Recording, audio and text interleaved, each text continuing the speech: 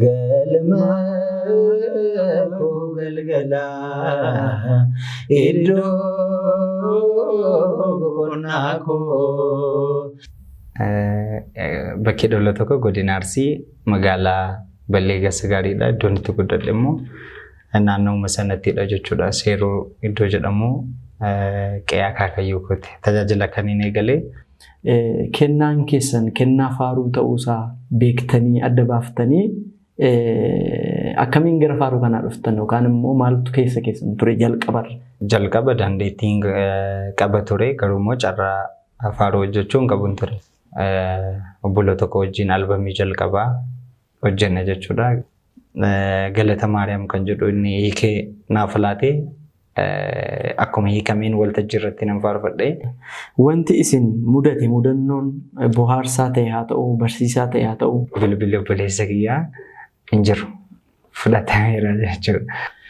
Waa'ee gocha keetii waan tanaaf ooltee afaan koo galataan gammachuudhaan guutee kunoo sin faarfadha mana kee tolitee.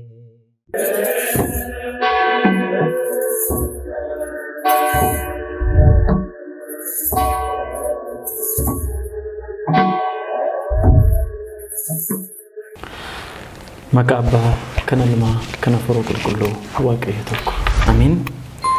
Kabajamtootaa fi jaallatamtoota hordoftoota maatii miidiyaa Sootiriyaa Waaqayyoon kan jaallattan Waaqayyoos caalchisee guddisee kan isin jaallatu. Maatiin waadaa haadha keenya qulqulleetti dubaroo maramii, maatiin ergamootaa, maatiin qulqullootaa, maatiin wareegamtootaa fi maatiin tolootaa hundumti keessan biyya keessa biyya alaa daandiirra mana keessan teessanii bakka garaagaraa haala mijatuuf mijanne keessa teessanii sagalee kana dhagaa warri jirtan hundumti keessan haalaaf bakka jirtan hundumaa keessatti ayyaanni Waaqayyoo inni guddaan jaalalli Waaqayyoo inni jiraataan isiniif haa ta'u. Akkam saatii kana geessanii akkam dhiisifattanii akkam galgaleessitanii arjummaan isaa kan nuuf baay'ate dhiifamni isaa daangaa kan hin qabne Waaqayyoo badii fi cubbuu keenya hunduma isaa osoo lakkaayin guyyaa kanaan kan nu ga'e cubbuu keenyaafis maal balleessitan jedhee osoo nu gaafatiin dhiifama isaatiin guyyaa kana kan nu agarsiise maqaan isaa yeroo hundumaa kan eebbifamee fi kan ulfaate nuuf haa ta'u. Kabajamtootaa fi jaallatamtoota maatii Waaqayyoo kun qophii yeroo kiristaanotaa Sootiriyaa miidiyaati.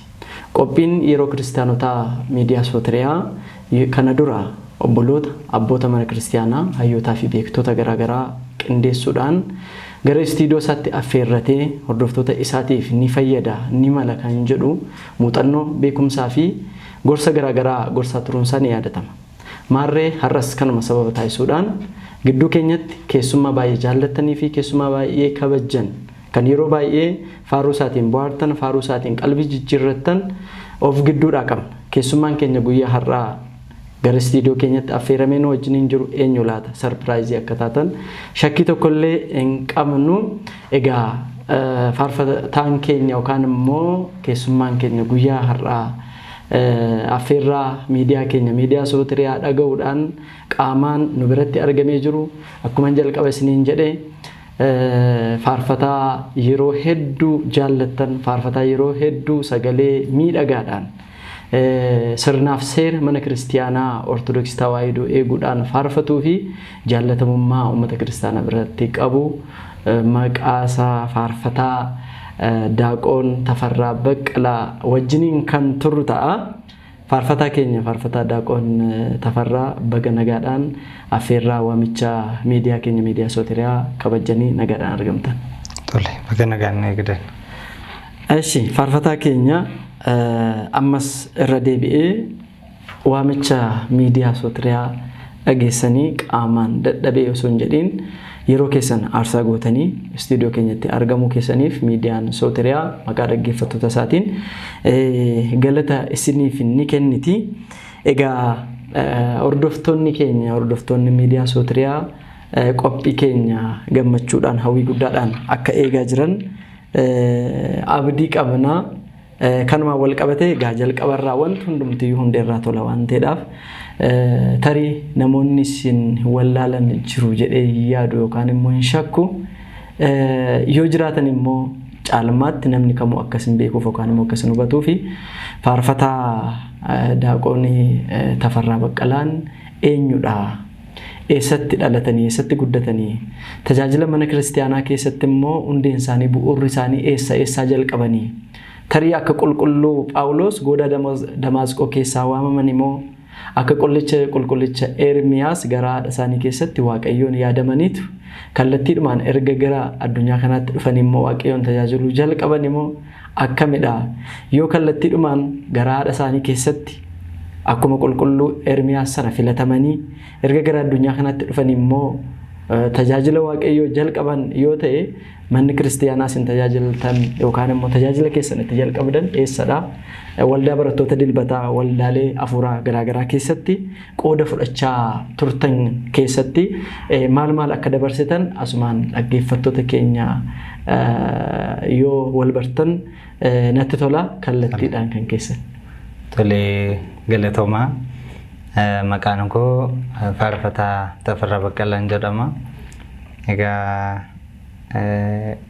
bakki dhalootaa koo godina Arsii magaalaa Ballee Gassagaariidha. Iddoon itti guddadhe immoo naannoo sanattidha jechuudha. Seeroo iddoo jedhamu qe'ee akaakayyuu kooti. Tajaajila kaniin eegalee achumatti daa'imummaa koorraa yookaan immoo maatii koo biraa gara akaakayyuu kootti akkuma deemee naannoo umurii waggaa 7 yeroo ta'urraa kaasee tajaajilaan ture jechuudha. Dukkanaa barachuu fi mana barattoota dilbataa keessa tajaajilu kaniin eegalee akkan waggaa 7 ta'eenidha. Akaakayyuun koo luba waan turanii fi isaan na fuudhanii bataskaana deemu ture. Haala sanaan barumsa mana kiristaanaa barachaa barattoota dilbataa keessattis immoo tajaajilaatiin guddadhe jechuudha.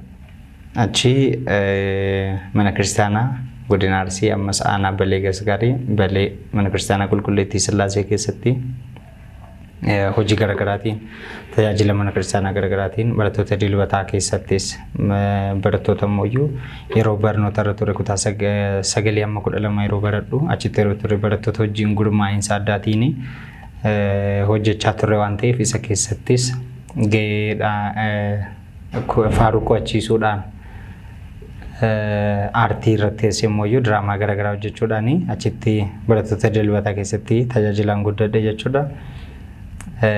Achi gara faaruuttis immoo gara magaalaa Adaamaatti barumsaaf ergin dhufe achitti barattoota wajjin waan wal bareef namoota garaagaraa wajjin carraa walitti dhufu waan hin argadhee fi karaa sanaan immoo gara faaruutti akka dhufu ta'e jechuudha. Tajaajilli koo jalqabarraa kaasee haala sanaanidha.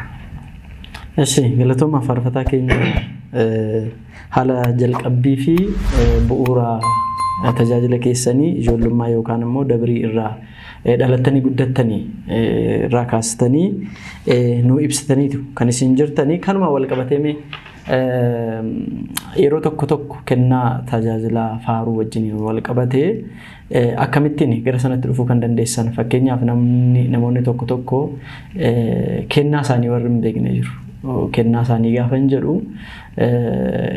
kan kennu afurri tokkodha garuu kennaan garaagaradha jedhee abbaan keenya qulqulluun Phaawulos akkuma dubbatu in argina namoonni kennaa isaanii malee yeroo tajaajilanii fi namni immoo kennaa isaa adda baasee beekuudhaan kennaa sanatti daran kan fayyadamu hin jira waan ta'eef jalqabumarraa akkamitti lallabuun osoo danda'amu dukkannaan tajaajiluun osoo danda'amu aartii garaagaraatiin tajaajiluun osoo danda'amu kennaan keessan kennaa faaruu ta'uusaa beektanii adda baaftanii akkamiin gara faaruu kanaa dhuftan yookaan immoo maaltu keessan ture jalqabar meesa kana dhaggeeffattoota keenyaan nuuf ga'a. Tole gaariidha. Egaa faaruu jechuun yeedaleessuudha sagaleedhaan jechuudha. Isa kanammoo kan hin baree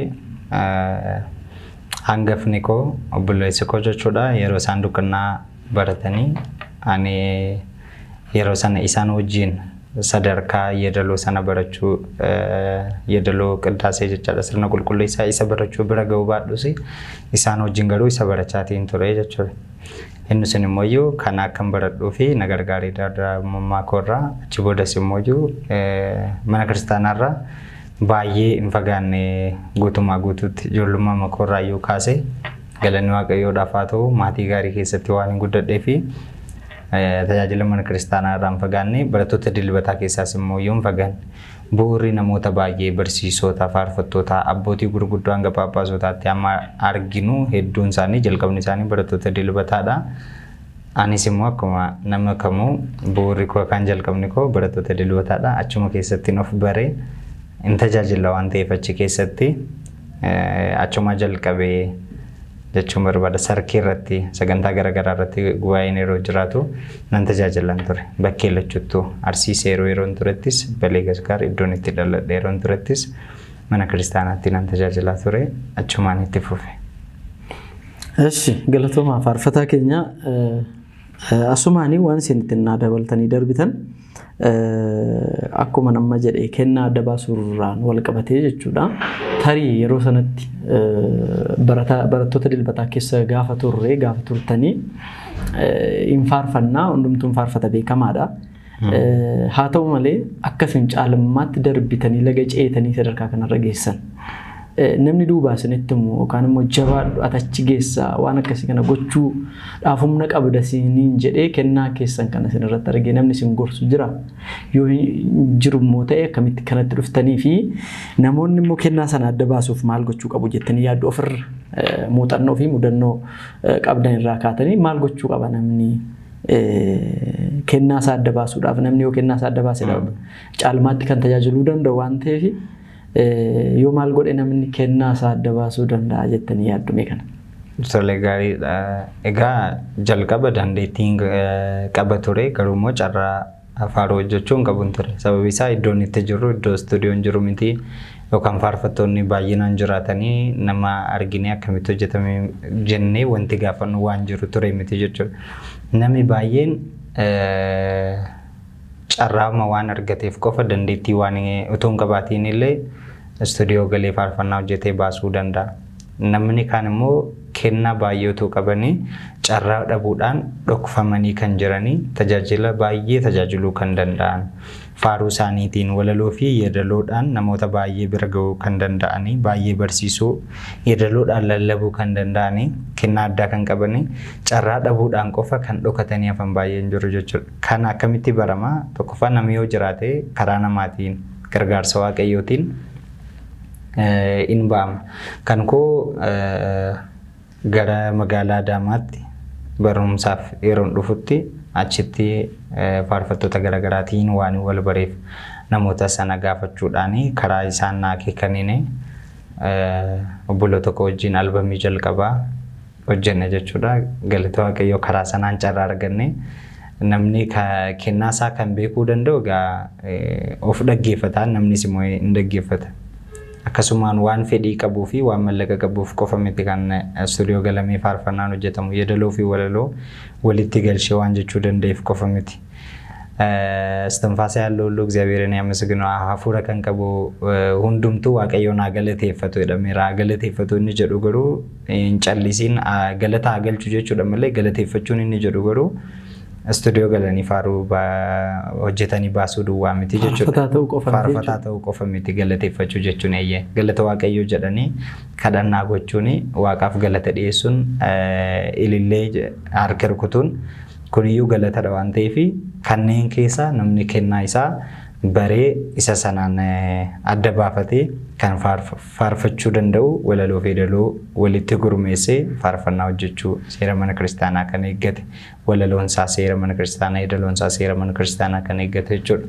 Isarraa kan hafe garuu hundumtuu galateeffatu jedhameera waan ta'eef kennaa isaaf laattameen hundumti isaa waaqayyoon galateeffachuu ni danda'a. Akkasanatti kennaa isaa baruu hin danda'ama jedheetiin yaada galatoon. Eshi kabajamaa faarfataa keenya yaada nuu kennaa jirtanii fi galatoomaa jecha kabajamtootaa fi hordoftoota maatii miidiyaa Sootiriyaa sagantaa keenya jalqabaa kaasnee hanga daqiiqaa kanatti ture irraati beekumsaa fi muuxannoo garaagaraa qoddachaa turuu keessan abdii irraati qabna. Ammas sagantaan keenya akkuma itti fufetti kan jiru hanga xumura sagantaa keenyaatti ammas immoo abdiidhaan akka nu wajjin taatanii fi akka nu hordoftan affeerraa keenyadha. Faarfataa keenya mee garuma keessanitti an deebi'aati amma gara dhuunfaa keessanitti tan dhufa waliigala hangammaatti kan nu taasaa jirru jeneraal naawoloojii yookaan immoo beekumsa waliigalaa waan jedhudha. Amma garuu tariiti hojii isin hojjechaan gammaatti hojii nama hawwasiisu hojii namatti tolu hojii gaabbii nama galchuu akka hojjechaa turtanii fi hojjechaa jirtan dhokataa miti namni kamiyyuu ni beeka. Keessumaa faaruu afaan Oromoo hojjechuu bira darbee faaruu afaan Amaariffaa gara afaan Oromootti hiikuudhaan tajaajila guddaa kennaatii kan jirtanii. Faaruu afaan Amaariffaa gara afaan Oromootti hiikuun sana dura kan ture haa ta'u iyyuu malee inuma guyyaa isin eegaltanii kaasee haala sanaan hin hojjetamne ta'uu dhiisuu mala. Mee kan akka gootaniif maaltu isin kakaase jalqabumarraa maaltu isinitti keessa keessan wanti bu'e yookaan namatu isinitti moo yookaan immoo kaka'umsa keessa keessaniiti moo mee maalirraati kana kaasuu kan dandeessan? Tole gaarii jalqaba naannoo ta'in kan jalqabame durayyuu jira. Isa kan ammoo yoo fakkeenya kanaaf ta'u anaaf waltajjii irratti yeroo inni faarfatu kan hin dhaga'u hangafa faarfattoota afaan Oromoosiisaa waltajjii baay'ee irratti faaruuwwan afaan Amaariffaan jiran baay'ee afaan Oromoodhaan yeroo inni faarfatu karaa miidiyaa hawaasaa garaagaraa nan argaa. Kan inni tajaajila jalqabee waggoota 6-7 dura ta'us faarfannaadhaan jechuudha. Kan inni kana eegalee garuu waggoota 2 kan hin caalleedha jechuudha. Faaruu hiikaa kanatti erga galee yeroo galu garuu akkasumaan nuti hin ta'in faarfannaawwan garaagaraa yeroo waldaalee keessatti nan qochiisa ture erga daamaa galees jechuudha. Waldaa keessa tajaajilu keessatti namni afaan Oromoo qofadha. Ijoolleen muraasni kan danda'anii afaan biraa immoo leenjisuudhaa fi akka sanatti irrakkisu. Kanaaf faarfannaawwan afaan biraatiin jiran ergaa gaggaarii kan qaban faaruu sirriitti ittiin barumsa guddaa irraa argachuu dandeenyu, ittiin waaqeffachuu dandeenyu, ittiin galata dhiyeessuu dandeenyu, ittiin kadhannaa gochuu dandeenyu.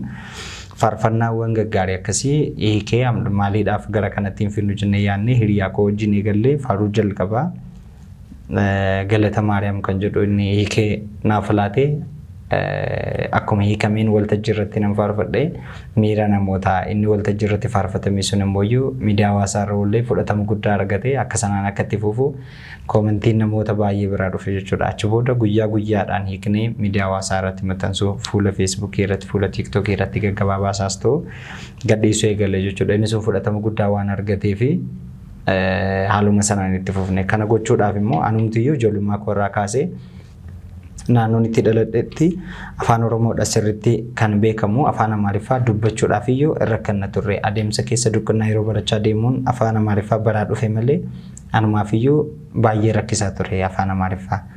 Garuu faarfannaawwan yeroo sana immoo dhagahaatii turre CD naannoo keenyatti dhufee gurguramu akkammaa kana TikTok irraa YouTube irraa buufachuun hin jiru. Kaasettiitu gurgurama ture. Kaasettiin naannoo sanatti fidamee gurguramaa ture immoo faarfannaawwan afaan Amaariffaadhaan hojjetamantu fidamanii nu biratti gurguramanii isa dhaggeeffannee barreeffannaa mana moobaayilaas deemnee yoo gaafannee kan isaan nuuf caananii bilbila keenya irratti Amaariffadha. Dhaggeeffannee yeroo barreessinu sana garuu dogoggoroota baay'ee wajjin jechoota hiikan hin qabne illee itti daballee barreessaa turre. Faarfannaa Amaariffaa qubee afaan Oromoodhaan barreessina. Hiikasaa utuu hin beekiin faaruu sana garuu sammuu keessatti shamaddannee jechaa turre. Ijoolleen barattoota dilbataa ani duraan keessa ture walumaa galatti jechuu danda'ama guutumaa guututti faaruu afaan Oromoo 10 walitti aansanii hin faarfatan. Amaariffa garuu baay'ee danda'u, baay'ee faarfatu. Amaariffa sirriitti faarfatu, Amaariffa garuu hin dubbatan. Callisanii faarfatu hin faarfatan. Garuu Amaariffa faarfatan jettee to'ata afaan Amaariffaatti dubbattee afaan Amaariffaa siin deebisan. Haasaan beekanii faaruu garuu afaan Oromootiin hin beekan. Rakkina sana furuudhaa fi haala sanaan itti fufne galata Waaqayyoo bu'aa gaarii buuseera jijjiirama guddaas immoo fideera namni baay'een itti boqateera itti jijjiirameera. Haaluma sanaan immoo itti fufaa jirra faarfannaawwan babbareedaa. Walaloon isaanii yedaloon isaanii ergaa gaggaarii kan qabanii faarfannaa hedduu hiiknee yedalootti jijjiirree guutumaa guutuutti hunda isaanii istuudiyoo galamee meeshaadhaan bareedee hojjetamee poost godhamuu baatus yedaloon isaa waan beekamus Amaariffa isaas afaan Oromoo isaas wal bira kaa'aatii miidiyaa irratti poostii gochaati haaluma sanaan akka namni barattoota dilbataa keessatti itti tajaajilaman gochaa jirra jechuudha. Waltajjii irratti akka ittiin tajaajilamuuf jechuudha. Istuudiyoo galuu osoo hin taane achumatti akka tajaajilli ittiin kennamuuf caalmaatti wantoota afaan Amaariffaatiin tarii namoonni afaan Amaariffaa danda'an kan isaan dhagaan sun warri afaan Oromoo hin dhageenye immoo akka isaan dhagaaniif jechuudha. Eeshi baay'ee gaariidha. Guddaa galatoomaa isiniin jedha. Mee kanumaan wal qabatee tarii tajaajiltoonni keenya tarii yeroo bakka tokko gara biraatti deemtan yookaan immoo tajaajiltan yeroo sochootan baadiyyaa ta'u magaalaa fageenyi daangessuu miire sana hundumaa gaafa gootan tarii wanti isin mudate mudannoon bohaarsaa ta'e haa ta'u barsiisaa ta'e haa ta'u yoo jiraate hordoftoota keenyaaf naa qooddachuudha maaliifi dhaggeeffattoonni keenya mudannoo fi muuxannoo qabdan irraa beekumsa akka qooddataniif jechuudha. Bohaarsaa fi barsiisaa yoo ta'e filatama. Tolee galatoomaa kan inni hin daganne isa mana kiristaanaa ta'etti anaaf obboleessa koo fi barsiisota ta'aniit iddoo tokkotti tajaajilaaf waamamnee deemne. Galgala waazeemaa fi niksii galgala isaa fi niksii irratti akka tajaajiluuf jechuudha. Mana tokkodha kan nuuf kenname mana sana keessatti sadan keenya ta'anii bakkee tokko ciisne jechuudha. Achi booda namni biraa abbaa kan fakkaatu garuu kan hin taane naxalaa asirratti godhatee mataa irratti godhatee jechuudha. Galgala naannoo sa'aatii 4-5 yeroo ta'u bakkee nu boqannee jirru sanatti erga ciisne booda nutti ol galan. Yeroo ol galanii an abbaadha jedhee firaashiin jiru tokkichadha. Isarraa kan hafee jiru immoo jibbaa yookaan immoo maqaa biraa yoo qabaate isa lafarraa hafamu jechuudha. Akkasumatti lafa duwwaarra kan hafamu isatu jira ture.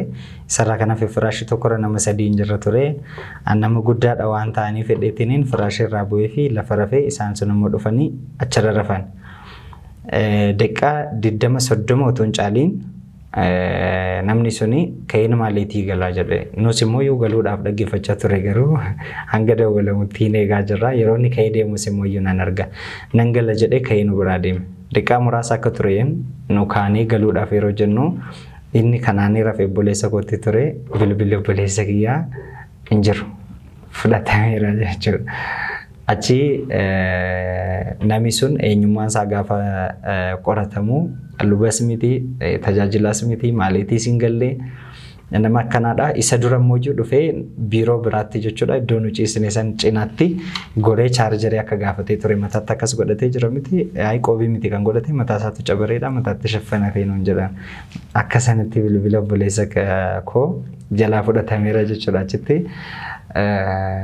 Yoomiyyuu dagannu akka sanatti dhiisnee galle. Kuni maaliidha? Mana kiristaanaa yeroo dhaqnu tokkoffaa namni hundi fayyina barbaacha eebba barbaacha miti kan deemu abaarsa fudhatees immoo kan galu jira jechuudha. Kanaaf iddoo hundatti of eeggachuun eenyummaa namoota wajjin turuu wajjin wanti kabajnu iyyuu baruun nama guddaadha jedhee siree gadhiisee fi lafa rafee inni garuu daqiiqaa muraasa akka achi ciisetti bilbila inni asitti chaarjiirra kaa'ee chaarjiirra buqqisee fuudhee ba'e jechuudha. Wanti kun kan ta'e daqiiqaa 30-40 kan hin caallee keessatti dhufee seenee daqiiqaa 20 otoo hin turiin ka'ee ba'e nus akka inni ba'e otoo hin turiin maaliitii galuudhaaf yeroo kaanu hin jiru jechuudha. Namni biraa immoo namni tokko otoo hin seeniin otoo hin ba'iin wanti kun kan nu mudatedha jechuudha. Baay'ee ajaa'iba. Akkasuma gaa hin mudata dhugumatti dubbachuuf taanaan maqaa tajaajiltootaatiin kan daldalan jechuudha.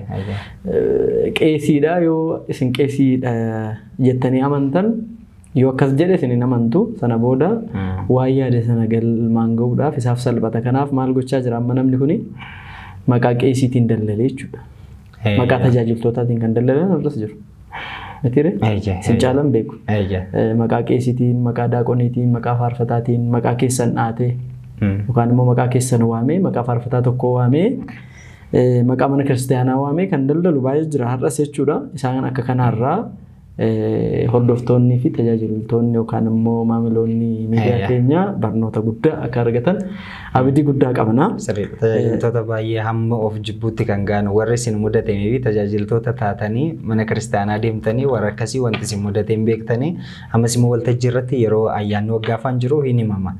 yeroo tsabalaa yeroo niksirratti yeroo wal dhidhiibuun jiraatu waltajjiirraa boorsaa keessan eeggadhaa bilbila keessan eeggadhaa hin jedhama.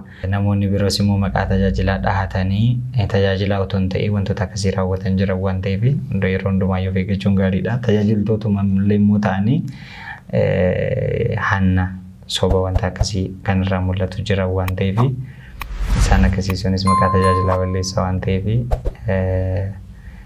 sababii kanaaf inni mudannoo kana kan hin kaasuu barbaadeef jechuudha. Baay'ee galatoomaa. Inumayyuu dhugaa dubbachuuf taanaan sababa abbaan ta'e waa balleesseef abbaan ta'e morootti komatamu addunyaa irra keessa jirru keessatti argina. Isuma dhugaa yoo dubbanne jechuudha. Faarfataan tokko yoo abbaa ta'e miidhe faarfataan hundumtiyyuu nama miidhe jedhanii kan yaadan jiru. Isaan akkasiitiin faarfataan hundi yookaan lallabaan hundi yookaan immoo tajaajilaan hundi tokko akka hin taane. Abbaanii damma nyaateef ilmi afaanii maalin ta'u jedhu miti beektu. Dhugaadha namni balleessuu danda'a abbaan ta'e abbaa ta'e miidhuu danda'a kun hin jiru miti. Inumaa maqaa tajaajilaatiin maqaa faarfataatiin maqaa lallabaatiin namoonni nama bochisan hedduu isaaniitu jiru. Abbaan ta'e abbaa ta'e waan bochiseef immoo hundumatu nama bochisa jechuun hin danda'amu. Kanaaf hundumtiyyuu namarraa yoo of eeggate namoota keessumaa maqaa tajaajilaatiin namatti dhufan kanarraati akka of eeggatan asumaan hordoftootaa fi kabajamtoota maatii waaqayyoo gurra isaanii akka bu'uu fi akka irraa of eeggatan ergaa keenya dabarsina jechuudha. Dhumarratti osoo hin goolabiin sagantaa keenya xumuraatti osoo hin deemin dura akka waliigalaatti isin tajaajilaadha keessumaa immoo tajaajilaa keessaa faaruudhaani. Faaruma faarfachaa kan jiru keessumaa dirree tajaajila faaruurra kan jiru baay'inaan parsantii 60-70 ol dargaggootadha. Walumaa gala dargaggoota kanaan maal jettu ergaa akkamii dabarsituuf? Tolee gaaffii gaariidha. Ergaan ani dabarsuuf ergaa mucaaffonni qulqulluun isaaniif dabarsu egaa bara dargaggummaa kee waaqayyoo kee yaadadhu jedha waan ta'eef bara dargaggummaa isaaniitti bara fiiganii jalaa bahuu ari'anii qaqqabuu bara danda'an kanatti waaqayyoodhaaf jilbifachuun gooftaadhaaf bitamuun gadoof qabuun haala sanaan tajaajiluun gaariidha. Gabaabumatti ergaa kanan dhaamaa fi waaqayyo keessaniin yaadadhaa jedha.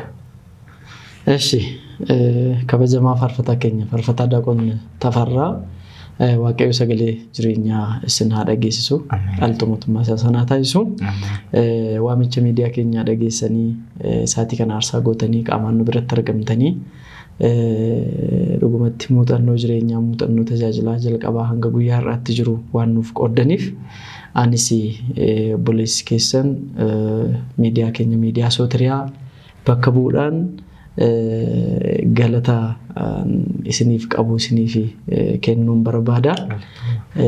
Akkuma kana immoo tajaajilli keessan cimee guddatee firii buusee nama isinirra darbee nama biraa fayyadee ija keessan irraa yookaan immoo daraaraa keessan irraa namni biraan akka nyaatu akka sooratu abdii guddaan irraa qaba. Kabajamtootaa fi jaallatamtoota maatii waaqayyoo sagantaan keenya qophiin guyyaa har'aa jalqabaa hanga saatii kanaatti ture. Waaqayyo nu gargaaree hanga saatii kanaatti xumurreerra gara goolabaarra geenyee jirra. Kanumaan wal qabatee isinis osoo hin nuffiin yeroo keessan aarsaa gootanii hanga xumuraatti waan hordoftaniif maqaa waaqa keenya gooftaa keenya Yesuus Kiristoosiitiin isin galateeffannaa Sootiriyaan miidiyaan keessan isin galateeffatti. Miidiyaan kun ammas darbee namoota biroo bira yookaan immoo tajaajilli isaa daangaa akka darbuudhaa fi koomentii laayikii sheerii fi sabiskiraayibii gootanii akka nu jajjabeessitanii fi akka nu bira dhaabbattan maqaa waaqayyootiin isiniif dhaama. Obboleessi keenya obboleessi keessan baay'ee jaallattaniif kabajjan akkuma dura faaruudhaan isa beektan ammas immoo goolabaa sagantaa keenyaa kan nuuf ta'u faaruu jaallatu tokko nu faarfattu faaruu jaallattan keessaa faaruu tokko nu faarfattaniiti sagantaa keenya goolabuutti deemna jechuudha. Tole galanni waaqayyoodhaaf haa ta'u faaruu baay'ee jaalladhu durirraa kaasees fakkeenya nama nuuf ta'u hanga faarfattootaaf Firaanol Moosisaa waa'ee gocha keetii waan kanaaf gooteessa jedhu faarfannaa waaqayyoo hunda keenya wajjin haa ta'u. Waa'ee gocha keetii waan tanaaf oolte afaan koo galataan gammachuudhaan guute kunoo sin faarfadha mana kee tolite ansiifan sagada jilba koo si bite waa'ee gocha keetii waan tanaaf oolte afaan koo galataan gammachuudhaan guute kunoo sin faarfadha mana kee tolite ansiifan sagada jilba koo si bite maqaa si dhahadhee bahee biyya kootii maatii kosoon jedhin akkati jettetti galee yamakeen biyyaananiif damma hindee bodhu dhugee bishaani bifama waa'ee gocha keetii waan tanaaf oolte afaan koo galataan gammachuudhaan guute kunoo sin faarfadha mana kee tolite ansiifan sagada jilba koo si bite duukaa buuta kee ari'achuuf ba'ee gara Damaasqootti badeessaaf bobba'ee Saa'ol jechuun hafee Phaawulos ta'eera wangeela kee labsuuf hidhadhee ka'eera waa'ee gocha keetii waan tanaaf oolte afaan koo galataan gammachuudhaan guute kunoo sin faarfadha mana kee tolite ansiifan sagada jilba koo si bite yommuun taa'ee yaadu barootaan dabarsee jireenya koos dhabee sinis gaddisiise baay'isee na dhibaa na ajaa'ibsiisa ati natti lakkoofne yakka koo kaleessa waa'ee gocha keetii waan tanaaf oolte afaan koo galataan gammachuudhaan guute kunoo sin faarfadha mana kee tolite ansiifan sagada jilba koo si bite yommuu diinni yaa'ee naannoo kootti marsee albeen irra kaa'ee naqaluuf roorrisee na baastee tagooftaa harka isaanii jalaa waan hundumaa dhiisee ansiin tajaajila waa'ee gocha keetii waan tanaaf oolte afaan koo galataan gammachuudhaan guute kunoo sin faarfadha mana kee tolite ansiifan sagada jilba koo si bite